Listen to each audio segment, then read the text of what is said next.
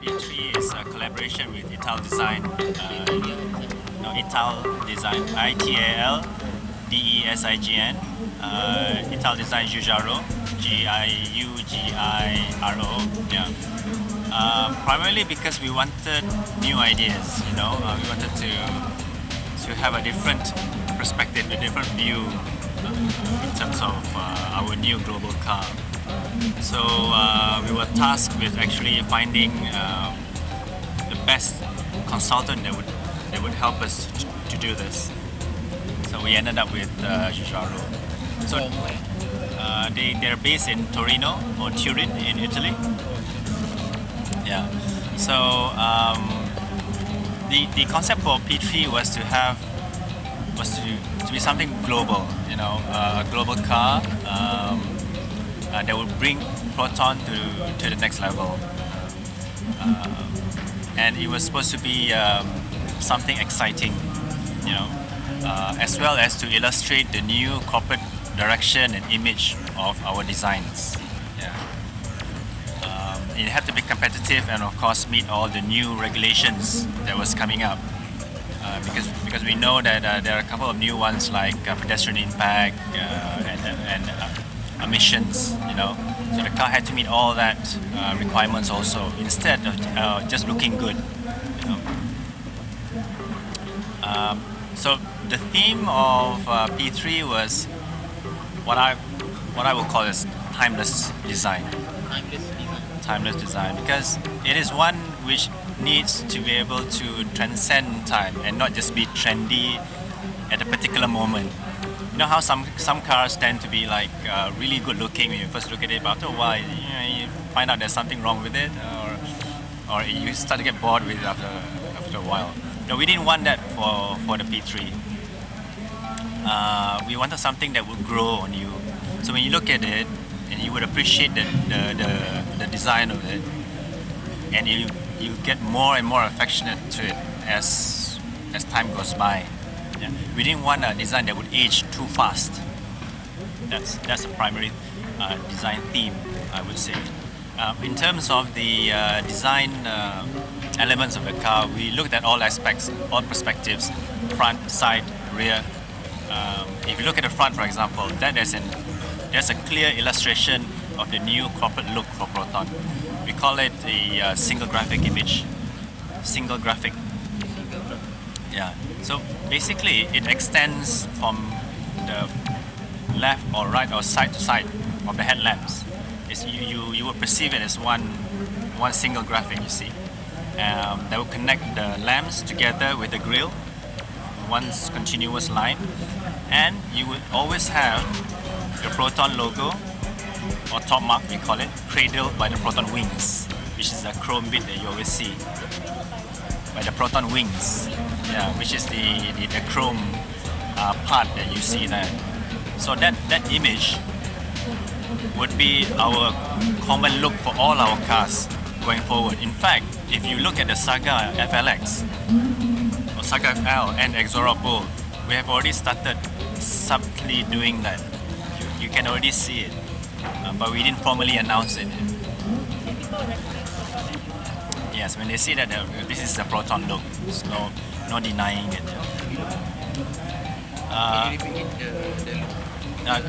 It's a single graphic image that connects the headlamps with the grille. Yeah. So you will see the car as being really wide looking from the front, and it has a very dynamic image to it.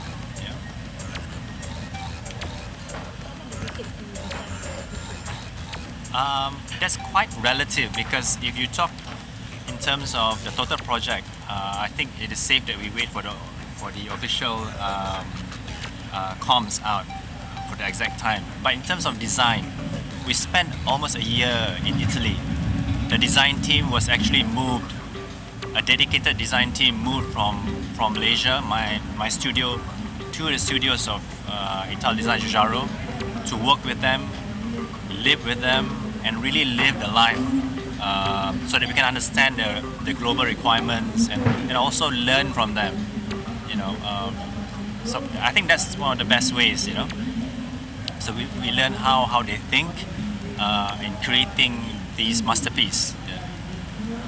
So what are some unique things you learned when you're in Italy? Yeah, car design. Yeah, some of the things some of the key ones I would think would be that you have to be really passionate about cars in all manners to be able to design them correctly, and for you to transfer your emotions out to the design. So if you don't have that passion, it'll show in your design clearly. You know, that's one thing we know. So how do you get that passion? Well, you have to find the right people, and you have to be in that environment. Now, if you go to Europe, the people there, especially in Italy and the UK, they're very particular about car design. There's a strong appreciation, and you can trace that to the very beginning of their culture. You know, they learn to appreciate art from school. You know, there's a requirement to go to visit museums and festivals and everything, right? So the inculcation of art and design is it started from when they're very young. So that's I think key. And then I think freedom of creativity is important also. You know, even though they are the masters, the group from Jujaro, but they were really open to our ideas as well. You know, so when you have that openness, new things pop up. You can create innovation because you're not so constrained by the old ways or too far forward in the new ways. There's a lot of discussion and discourse. So that's one thing I think that we learned. That you need to be open in design. You cannot be too constricted.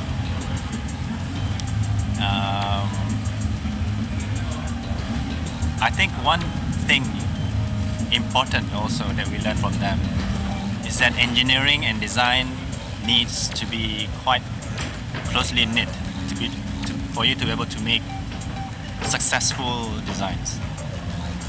It is not a product cannot be successful if it's just pure styling or pure design. It needs to be able to be engineered properly. It needs to be able to be manufactured successfully in mass to be appreciated also. You know, so that everything works. You know, so that's something that when you think about it, they got it right. You know, from the very beginning, the design of the cars actually follows set constraints, and that they can actually make the cars. I won't say easily, but they are easily acceptable by many people. You know, and you can meet the constraints of engineering and budget also. So it doesn't just look beautiful, but it's practical as well.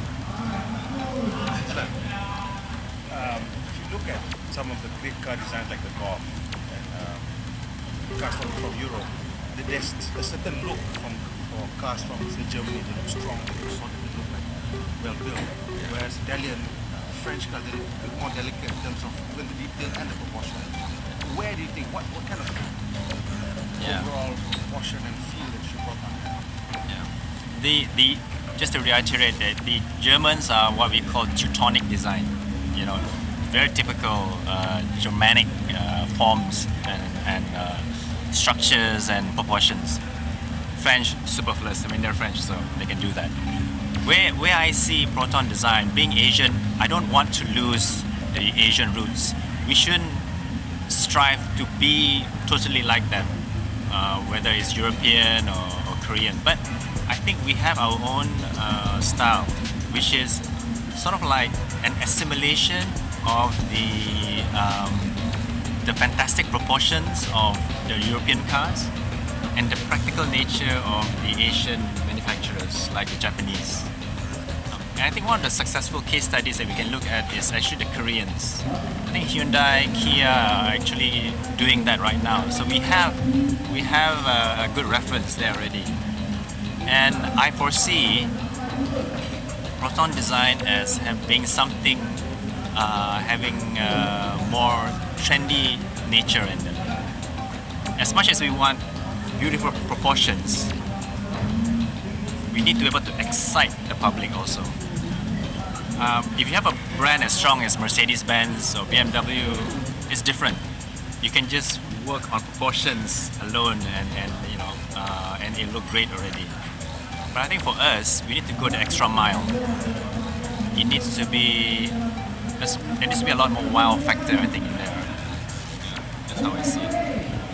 More excitement. Malaysia is the only tropical car maker. There's not a tropical car maker in contemporary or Mediterranean.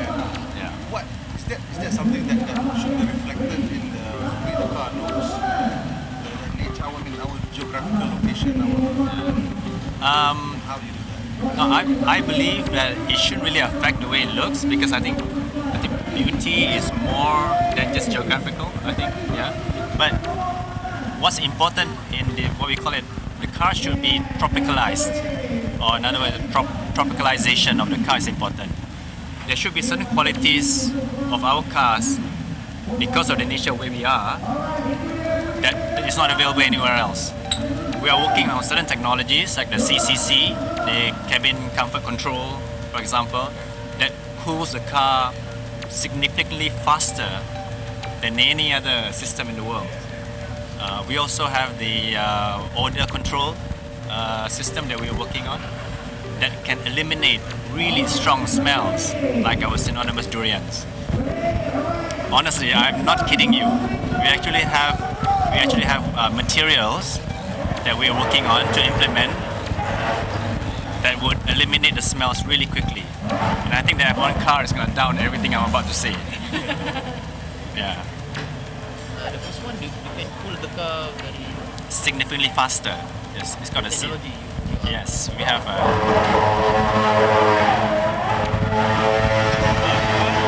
Okay. Okay, pause for a while. Yeah. Pause kejap. Nak air ke? Dan I'll get them to bring.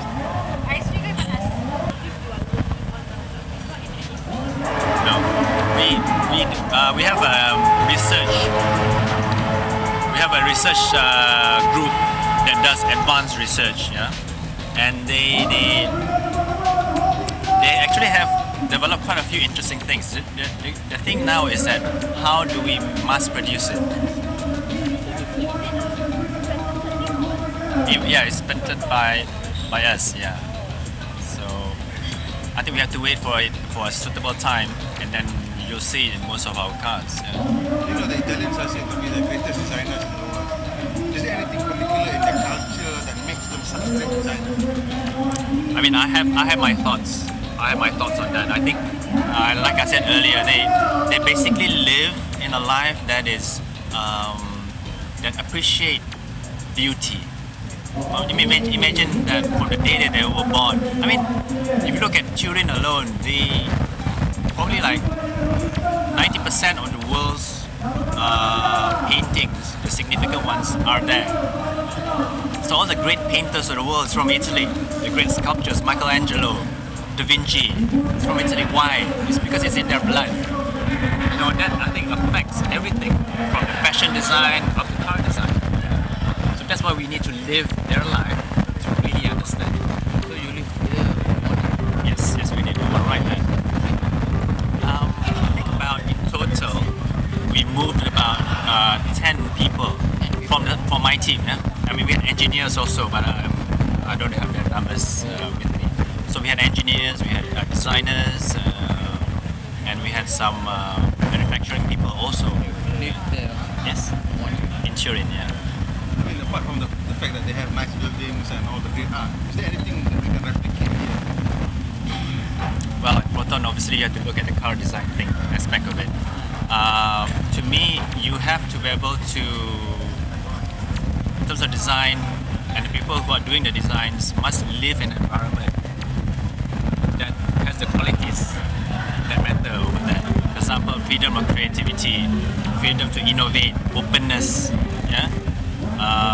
And the studio that we are in must be conducive. You know, you can't expect to come up with world-class designs if you work as a backyarder, for example. It just doesn't jive. You know? So all these things have to come together to excite the mind, to incite creativity. I think that's important. The total package. rely on a person, no, it doesn't work. So we're talking about identity, the corporate identity. How long before you think Hotspot finally crystallized and the Koreans obviously have done it, but they've done it by moving the entire design department to Europe, getting some people to come over and how we do it. Well, we have a direction. We know basically what we want to do with the DNA. We call it the design DNA. It's just a question, I think, of time. It can range anything between the next 24 months or even longer. It depends on where the new management wants to bring the team. If you look at Kia, for example, they've actually been in business for a long time. Yeah, it is only for the last maybe 5, 6, 7 years that they've actually accelerated, and they decided, yes, I want to invest in design from the top down to be their unique selling proposition, and they pumped millions to it. It is a conscious decision. So for Proton, the only way we can attain that is if we do the same. There has to be buy-in from the highest level, you know, and then we translate into elevating the design to the next global stage. So yeah, I project within the next 24 months. Just something. How close is that to definitive model? I think the P3 is just a start. We are starting to see certain aspects of it that we can actually improve even more to make the car more exciting. And if you ask me, that would be the first thing that I'd like to see in our future cars. And we are already developing cars up to 2015 now. So the DNA of the P3 is going to be evolved throughout this upcoming new cars.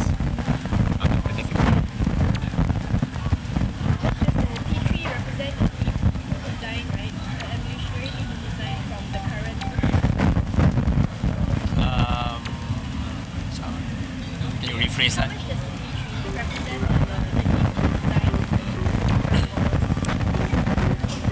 It's quite a big jump.